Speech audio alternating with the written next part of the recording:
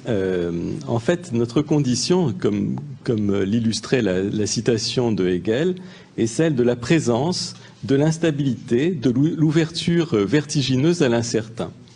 Et il se trouve qu'en réponse à cela, nous recherchons un sens qui dépasse ce moment infiniment fragile, où tout bascule, où tout s'éteint et où tout se renouvelle. Ce moment qui ne cesse d'arriver dans notre vie.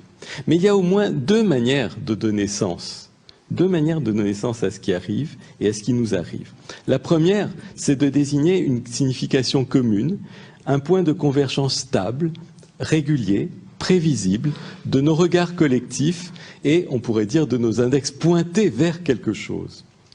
Et puis, la seconde manière est de chercher dans l'événement un sens qui me concerne, un sens qui concerne celui qui parle, celui qui imagine, celui qui sent, et nul autre. Et dans cette singularité de ce qui m'arrive là, eh bien, au fond, cela brise la banalité de l'habitude en prenant le banal comme motif de l'étonnement. Donc, la première manière de donner sens, c'est une manière qui renvoie à l'extérieur, qui renvoie au fond à ce que tous peuvent voir, c'est évidemment la manière de la physique.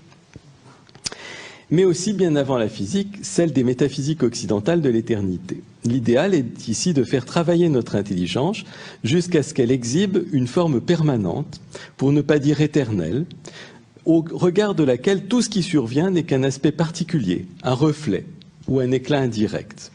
La forme permanente se voit élevée au rang de seule réalité, et les événements n'en sont que des apparences. La physique a mis au point une méthode remarquable pour progresser vers cet idéal. Cette méthode consiste à rechercher des invariants derrière les fluctuations de ce qui arrive ou derrière les variations réglées de ce qu'on fait arriver de manière ordonnée par l'expérimentation. Alors Henri Poincaré a très bien décrit cela. Il a résumé la méthode de la physique. Il dit ceci: Jean Santerre a passé par ici. Voilà ce qui est admirable. C'est le langage de l'historien. Mais en fait, le physicien dirait plutôt « Jean Santerre a passé par ici, cela m'est bien égal, car il n'y repassera plus ». Le physicien, donc, néglige ce qui varie d'un instant à l'autre ou d'une personne à l'autre. Il retient ce qui se répète. Il l'ordonne par des lois formelles et il se rend ainsi une partie du monde prévisible. Et c'est ça, je dirais, le résultat absolument admirable de la physique, c'est de prévoir. Mais de prévoir une partie des choses. Il repousse le sens loin de lui, dans un domaine de structure idéale et posée à jamais, celle des mathématiques. Rien d'étonnant que le maintenant n'ait aucun rôle à jouer dans ces théories et qu'il reste un mystère pour lui. Rien d'étonnant que le devenir n'y apparaisse pas, puisqu'il l'a élimé, miné en quelque sorte méthodologiquement. Rien d'étonnant que la singularité de nos vies, la particularité saisissante de chaque biographie n'ait aucune place dans sa pensée. Ce n'est pas quelque chose que la physique et plus largement des sciences de la nature pourront élucider un jour, car cela leur échappe par construction. C'est même pas un défaut, c'est un choix de méthode. La seconde tendance, à l'inverse, au fond, c'est celle que Michel Cazenave a développée à partir de Jung. Ça consiste à faire converger le sens vers sa source, vers moi, vers nous. Ici, le but est de trouver un sens à l'événement unique, un sens à ce qui ne se reproduira jamais, un sens au chemin chaotique de cet être qui se distingue de tous les autres parce qu'il ne se voit pas lui-même, sauf dans un miroir. Un sens à ces rencontres apparemment fortuites, un sens aux intersections des itinéraires et de sa vie.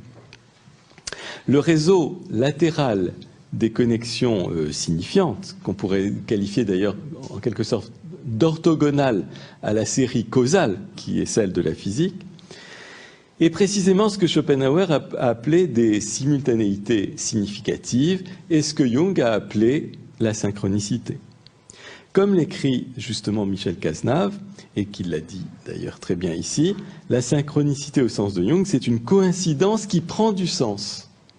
Mais il ne faut pas oublier que de même que la coïncidence est singulière, ce sens associé est lui-même singulier. Ce sens vaut pour celui ou pour ceux qui se sont coulés en lui, pour ceux qui ont fait vibrer la trame de leur vie, pour ceux qui se sont grandis de l'opportunité du dépassement de soi, qu'offre ce sens. L'événement a quelque chose, en fait, l'événement qui nous arrive quelquefois, a quelque chose d'infime, d'incompréhensible, quelque chose d'écrasant, parce que justement, il ne porte pas au-delà de lui-même. Mais c'est à nous de le porter au-delà de lui-même. C'est à nous de lui donner le sens qui dilate l'espace autour de l'événement, qui transfigure la coïncidence en nécessité intelligible et l'accident en destin. Donc voilà deux manières de donner du sens qui sont profondément différentes. Alors, je dirais qu'en général, l'erreur, la double erreur que commettent ceux qui critiquent la deuxième manière de donner du sens, elle est la suivante. En fait, la première erreur, au fond, qui est souvent commise par le psychologue analytique à la suite de Jung, c'est de déclarer que la synchronicité est objective et à lui chercher une place dans la nature, en appelant à la physique ou à des expériences de perception extrasensorielle, etc., etc. La deuxième erreur, c'est de déclarer le contraire, c'est de déclarer que la synchronicité est seulement subjective. En vérité, la synchronicité, lorsqu'elle se produit, est plus que subjective et moins qu'objective. Je dirais qu'elle est existentielle. Elle est existentielle, c'est-à-dire qu'elle concerne, au fond, ce qui précède même la distinction entre l'objectif et le subjectif, l'existence qui est celle de tous, y compris celle du physicien. Donc, au fond, les sciences, de ce point de vue-là, parce qu'elles se situent après l'existence, parce qu'elles sont l'une des productions possibles de cette existence, n'ont en fait ni de quoi discréditer la synchronicité comme donation de sens, ni de quoi la justifier.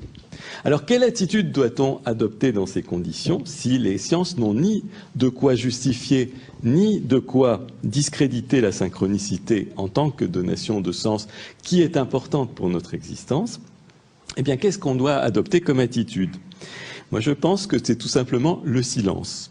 Le silence, ou plutôt, pas n'importe quel silence, le silence du ressenti dont parlait Tibi Stohan tout à l'heure, le silence réceptif à des possibilités inimaginables, le silence de qui sait qu'il y a toujours plus dans la réalité que dans le domaine de l'objectivité, le silence, au fond, plein d'une vie qui est davantage que ce à quoi notre masque social ou notre masque civilisationnel devrait nous limiter, le silence, surtout du respect, vis-à-vis de cette respiration de sens dont nous avons besoin, exactement autant que nous avons besoin de respirer.